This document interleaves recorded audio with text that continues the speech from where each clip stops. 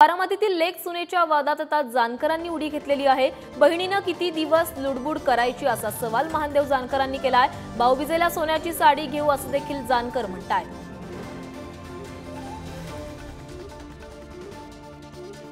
दादा येऊन नाही तरुणी अजून टॉपर 2 तास झोपू शकतात, 18 तास आम्ही 18 तास काम करू शकतो। आम्हाला संधी देऊ द्या ना जरा विशेष। आणि आमच्या बहिणीचं लग्न झाल्यानंतर भावाच्या घरी राहायचं नसतं। भावा बहिणीने गेलं पाहिजे घरी, किती दिवस आमच्या घरी राहायचं। आमची बहीण आहे पण लग्न झाल्यानंतर भावाच्या घरात लुडबुड करायचं नसते, वहिनीला संधी द्यायची असते। ही भूमिका देखील अदा केली पाहिजे। आमचा हिंदू धर्म आहे, आमची हिंदू संस्कृती आहे। माझ्या बहिणीचं लग्न झालंय आणि बहीण माझ्याच घरी राहत असेल तर माझी बहिणी त्रास देणारच ना, कटकट करणारच ना।